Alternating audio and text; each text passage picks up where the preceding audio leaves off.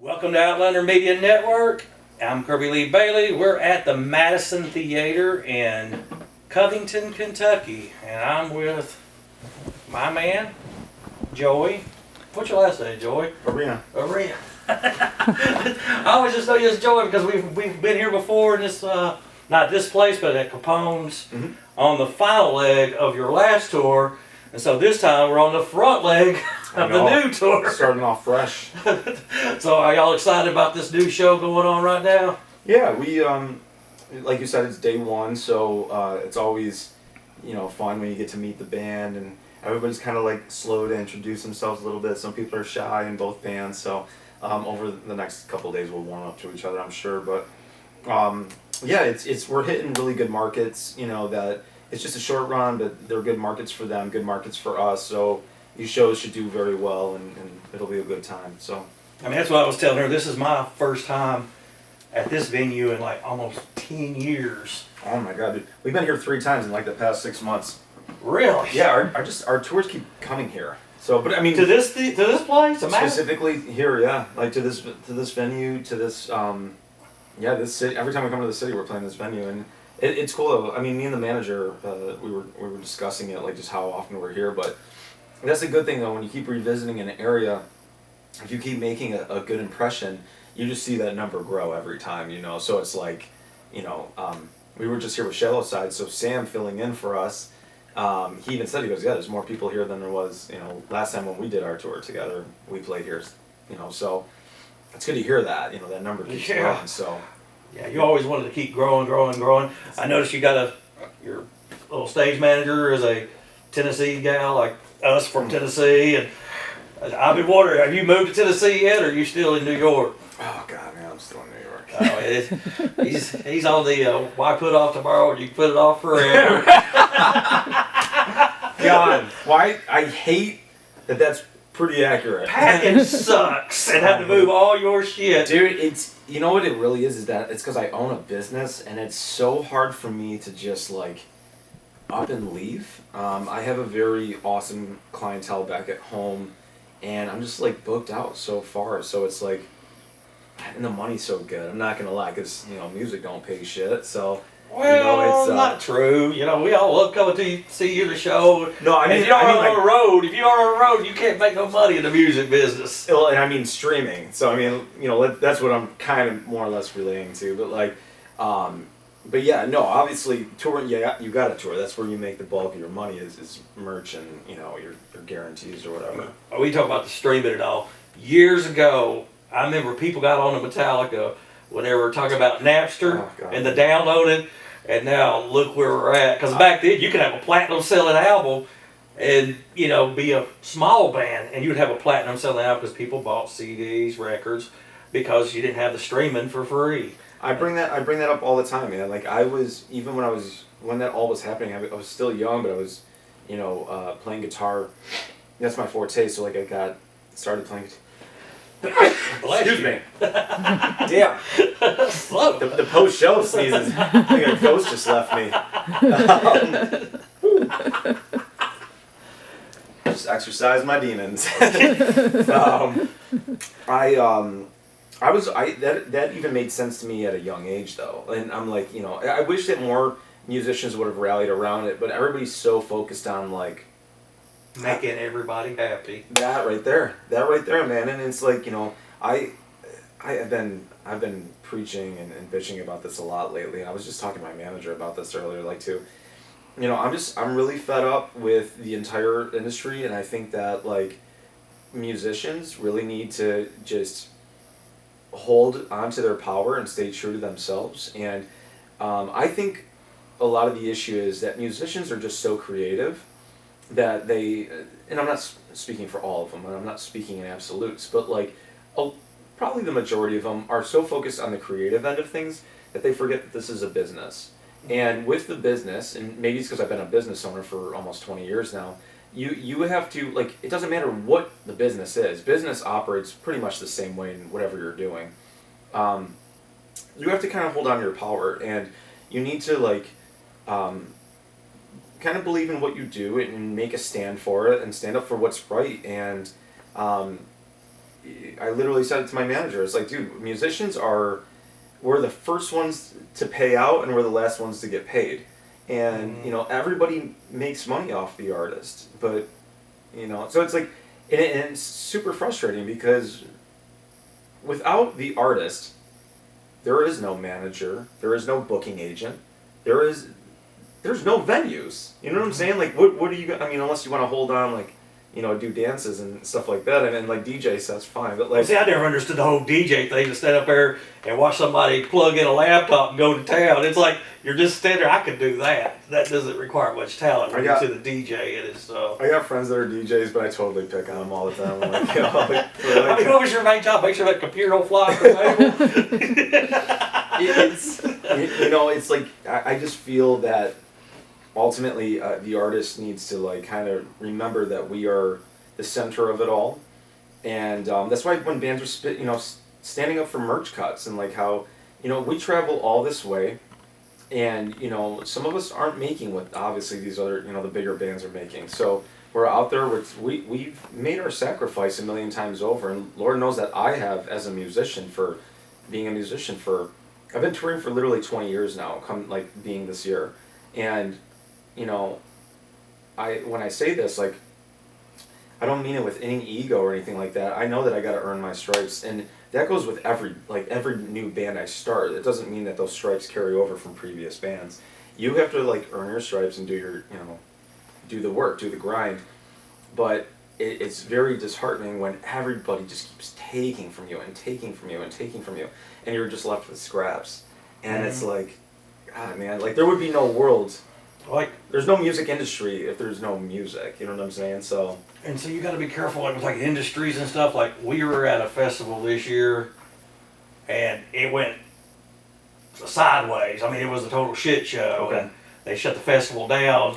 And there were some bands that lost out, and you know, and because the Saturday and Sunday bands, they obviously didn't get paid, but they drove all the way out to Blue Ridge, and and the next thing you know, the thing shut down. Right. You know, and these bands, you know, we the fans, we suffered, but I don't know what they did, because that's how they make their living. I mean, I already had my vacation planned around it. Sure. You know, I take a little bit of a hit, but the bands took even a bigger hit. Sure. Because some of them might have just didn't have another place to go from that venue on, from from the festival on. We're just doing an interview, Sammy. Yeah, no, I completely agree that, you know, you as the fans, you even said that though, you make the sacrifice too. You travel, and especially if that was like one of the bands that you were going for, you know what I'm saying? Like, that's, you know, festivals are awesome because it gets to introduce you to new music. You get to see a lot of, you know, maybe you have 5, 10, 15 favorite bands on that, you know, on that bill, and you get to see all of them in one place. But people travel all over for festivals. I definitely, that would make sense coming from a fan, how you would like point out the festival thing.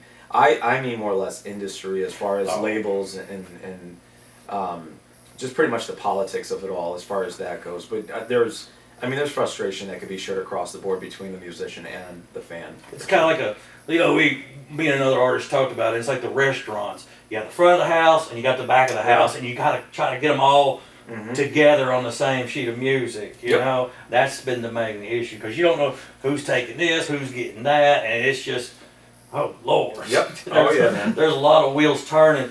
You know, one of the big things with COVID, when it hit like it did, and all these artists were out, and the venues, you know, people suffered for a year because, you know, I don't even know how the venues were making the payments. Well, a lot of venues closed down. You know, they have, you know, how could they stay alive when it reopened back up? You know, they paid for it, artists especially. I mean, I managed to go to one concert that entire year, and it was a outside one, and they had social distance, and I swore to God I'd never do this again.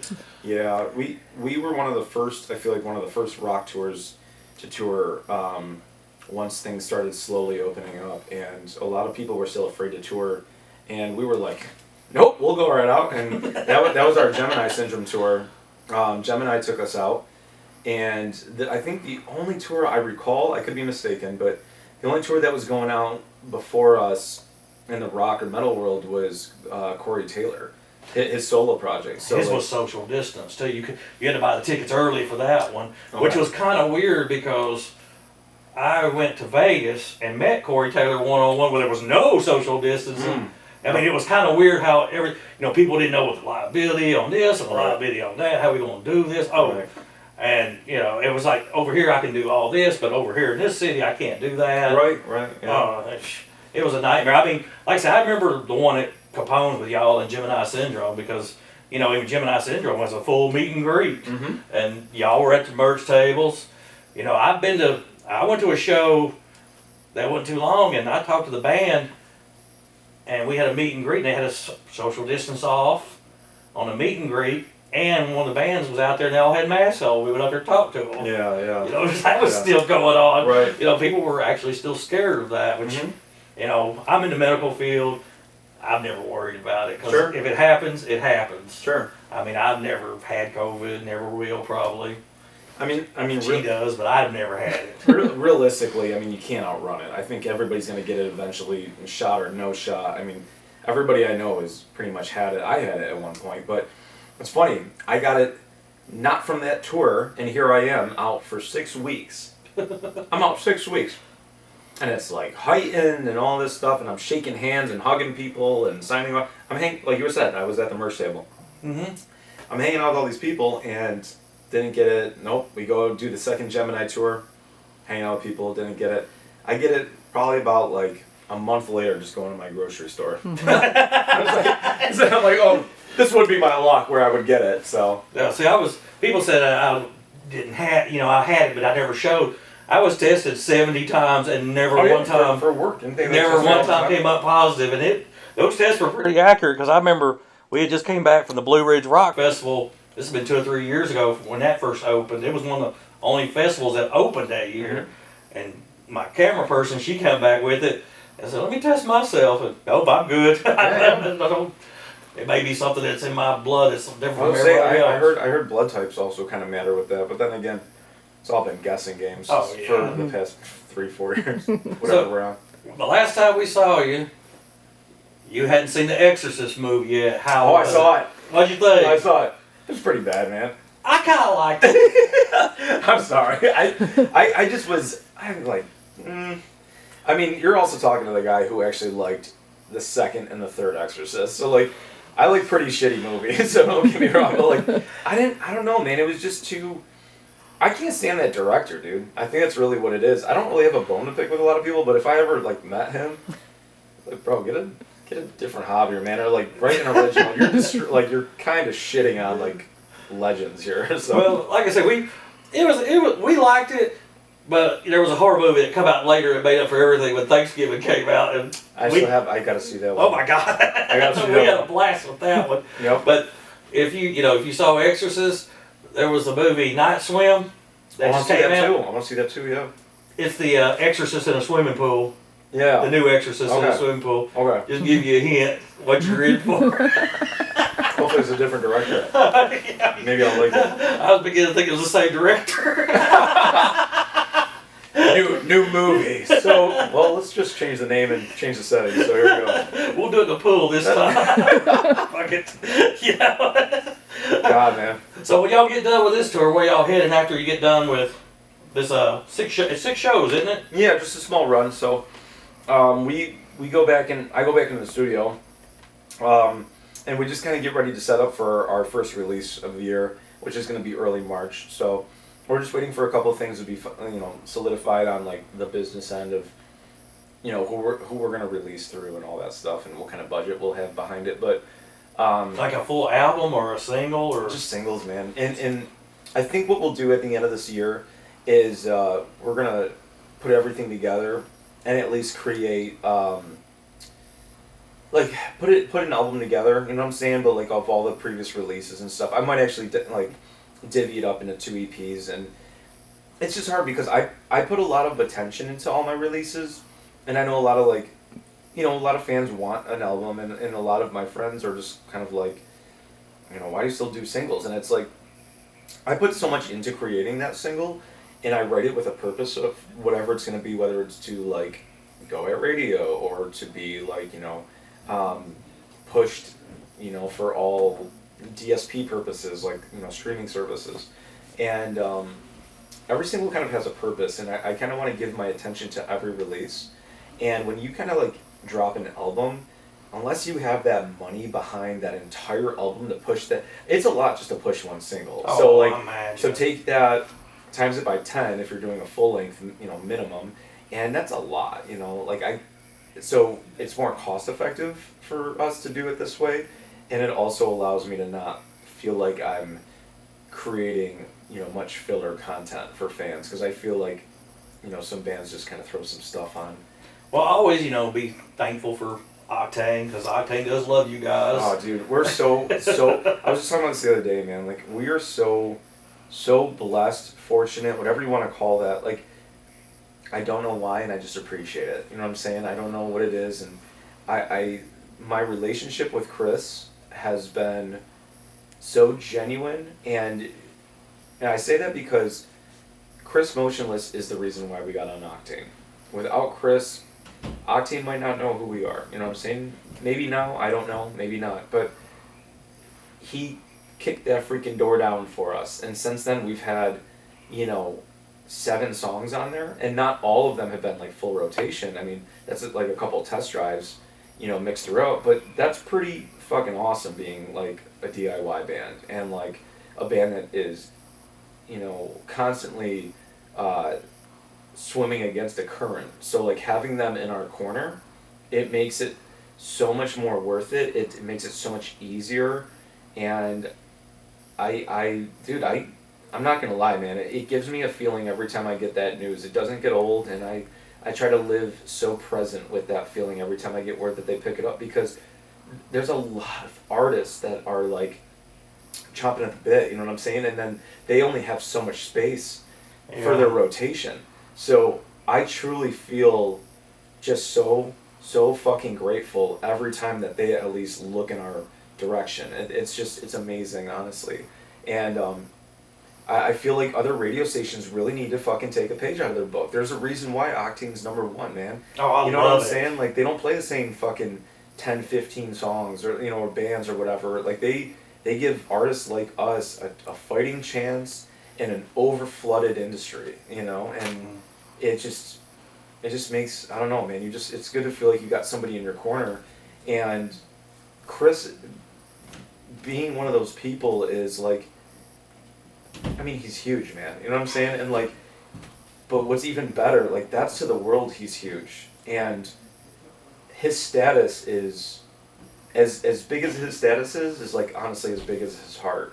And I think I drive him fucking nuts, probably, because I tell him, like, every time, I'm like, dude, I'm not blowing smoke. Like, I texted him actually 2 days ago, and I was just like, because I just found out we were on his takeover again. Yeah, He that's played what we every were morning. reading on that. I didn't even know. Like, he didn't even fucking tell me, and I'm like, it's just when you got a good friend, dude. You know what I'm saying? Like, he could have picked anybody.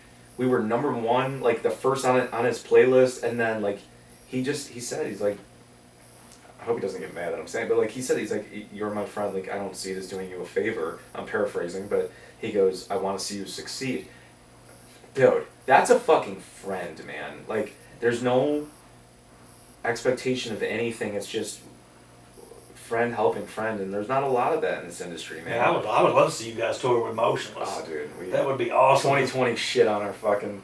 You were supposed to tour with them. Oh yeah, I didn't tell you that. No, I didn't know that part. Fucking 2020, man. Obviously it shit on everybody in some way, to some degree, but yeah, that year we had the Elisana 10-year of their biggest record, the Emptiness tour. And immediately, I don't even think there was a day break. We were immediately hopping off and doing the Motionless tour. And we were going out for 5 weeks. It was actually the Black and Blue tour that they just did. Except Alpha Wolf, I believe, was on it. Mm-hmm. And there was another band, I think, that took... So it was Alpha Wolf, Knock Loose. Yep. And I can't remember who the third band was. So we were at one of the shows. So that third band, so it was us, Stick to Your Guns, Knocked Loose, and Motionless. So they had 2 different bands. I'm trying to remember who that third band was. We were at that show in Nashville, Tennessee.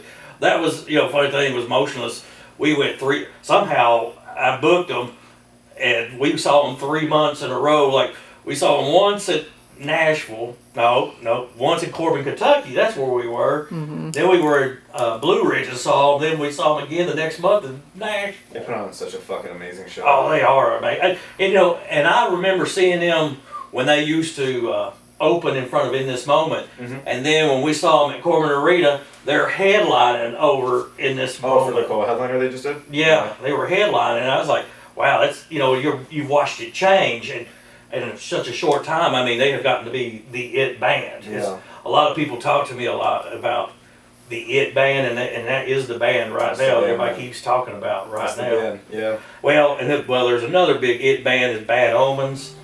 Oh, They are so huge almost. they blew up, man. And I mean, I saw them open for Ice Nine Kills right after COVID ended, and I was like, man, these guys are pretty good. And then the next thing I know, I couldn't get tickets to go to their shows when they're doing these arena shows, not the arena ones, the mid-level shows. Yeah, You can't even get tickets unless you get them early. that most recent record, man, it was massive. I mean, you never know. You catch a spark, you're gonna hit it. I watched one band, Papa Roach is one of them, that they released this album, Ego Trip, 2 years ago, and they still got singles charting off that album to this day. Yep. They're going to end up releasing every song off that album before it's all said and done. That's why I take my time with things. A lot of my friends are just like, dude, why don't you drop music faster? It's not that I don't want to. It's I put a lot of time into these songs. I drive my fucking producers nuts. Just when we think it's finished, I'll be like, oh, dude, I kind of want to change this. And it's like, there's a thing in the industry with a lot of artists, we sometimes don't know when to put the paintbrush down. Well, I mean, I'm one of those, like I said, when I listen to an album, I listen to it from start to finish. Yep. I get mad in the gym when I'm working out and I see somebody over there finger fucking their damn phone instead of doing the side on there, working out, Right. and they're holding up this piece of equipment that I want to work on, but they're over there doing this number. It's like, Yep. how many songs you going to switch around to? When I go into a workout, song 1 to song 10 off the same album, I don't even go off of it. I mean, I know all 7 of the songs on your CD right there.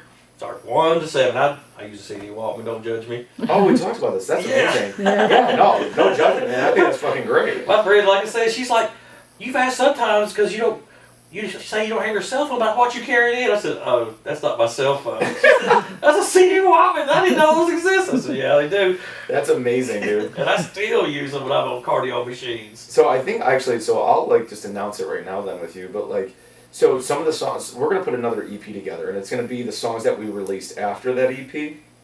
And I'm just going to, because I want to have something else for the merch table, because regardless of what people believe, we still sell CDs. I don't know how, but like we, again, on a Gemini tour, we were crushing CDs. I had to order, I think, 2 more fucking big, huge ass boxes of them just because we kept going through them. Well, the thing was, I never had heard of you when you were on the Gemini Syndrome. And the first thing I did, I went straight to the merch table and bought that CD. Oh, so you've had it that long. Yeah. See? Right there. And I bought it a second time at the last show because that first one was wore out. I love it. Thank you so much, man. I love it. Thank you, dude. And being another artist, we were talking about it, he's got a huge CD collection. I'm one of the musicians we've he's like, he shows up, it's like 4,000 or 5,000 CDs in there. It's the best way to support the artist, man. And I'm the same. I've always believed, I always tell a lot of these music artists, slap an autograph on them, you will sell it. Oh yeah, yep. There you go. But we're getting ready to go. We got to go back and catch the headliner tonight. There you go. Yep. Are y'all taking turns on the headlining part, or are y'all going to be going first and then? Yeah. So it's a co-headliner. So they have tonight, tomorrow, and I don't know about Erie. I don't know. I think they're doing 3 and we're doing 3. That sounds good right there. So once we get to New York, I know that we're definitely. Oh yeah, you're headlining now. Yeah. That's a definite. It's our territory right there. We were lucky that this wasn't too far of a drive for us to come up to Madison. Yeah. I mean, it was only about a 3.5 hour ride, and we didn't care. It's not too bad. No. I was just telling my TM, I'm like, I got only a 4-hour window of driving. After that, I fly. 5 hours? We're the same flying. way. Like I said, we got a bucket list band that we're going to be seeing in Vegas in April. It's actually the Scorpions is who it is. And Oh And some people told me, well, I would never go to Vegas because it's a long drive. I said, you drive all the way out to freaking Vegas and you lost your damn mind? Why, man? I ain't never. She might think about it after she got terrified a couple times on the plane. Oh, yeah. Some people don't handle it too well. She's doing better, though. She'll do fine at Vegas. I just flew from Florida during those storms that we just had. Like, the crazy storms. As soon as we went up, they were getting tornadoes in, like, Florida. And then we were hitting crazy turbulence. It was the first time I was like, I think I'm going to vomit. Like, that's what happened to her. She was having a meltdown in the middle of the plane. We were flying into Denver. You know how the turbulence is going into Denver. It's the worst. Oh, yeah, all the mountains and shit. And I just explained to her, I said, honey, if that flight attendant looks calm, we good. Daddy needs to slow her down. All right, we're going to get out here and go back out front. Catch Outlier on this tour with September Morning. They got 5 more dates. Look it up. It's on Outlander Media Network. Follow them on Spotify, Facebook, Instagram, Twitter, X, whatever. Anything you can find them on. They're on almost everything. And catch them on tour coming up soon. And we'll see y'all later on. Peace.